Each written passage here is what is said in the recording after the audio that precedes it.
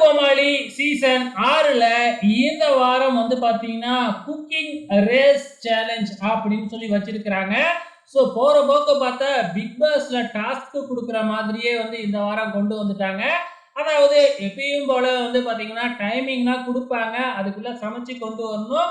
ஆனா இந்த முறை வந்து பாத்தீங்கன்னா யாரு ஃபர்ஸ்டா கொண்டு வந்து கொடுக்குறாங்களோ அவங்களுக்கு 10 மார்க் அதிகமா கிடைக்கும் அப்படிங்கிற மாதிரி சொல்லி இருக்கிறாங்க.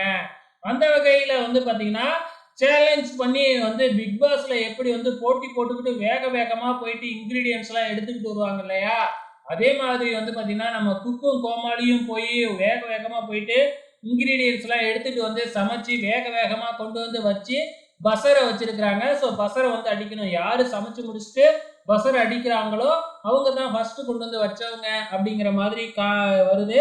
அந்த வகையில வந்து பாத்தீங்கன்னா ஸோ மொத்தம் இப்ப 7 பேர் இருக்காங்கன்னா, ஃபர்ஸ்ட் வச்சவங்களுக்கு ஒரு பாயிண்ட், அதுக்கு அடுத்ததா வச்சவங்களுக்கு ஒரு பாயிண்ட், இந்த மாதிரி வரும். அது மட்டும் இல்ல. ஸோ ஃபர்ஸ்ட் வச்சா மட்டும் முக்கியம் இல்ல. அதே மாதிரி வந்து அந்த ஃபுட் எவ்வளவு டேஸ்டா இருக்கு, பிரசன்டேஷன் எப்படி இருக்கு அதையும் பார்ப்பாங்க. ஸோ டக்குன்னு சமைச்சு கொண்டு வந்து அப்படியே வச்சுட்டோம்னா, ஸோ அந்த இதுல ஒரு மார்க் கிடைச்சாலும் இந்த பிரசன்டேஷன்ல வந்து மார்க் கம்மியாயிடும். ஸோ இதெல்லாம் பார்க்க வேண்டியதா இருக்கு. ஸோ இந்த வாரம் எப்படி இருக்க போகுது, சண்டை வர்றதுக்கும் வாய்ப்புகள் இருக்கு பிக் பாஸ்ல மாதிரி. ஸோ பொறுத்திருந்து பார்க்கலாம்.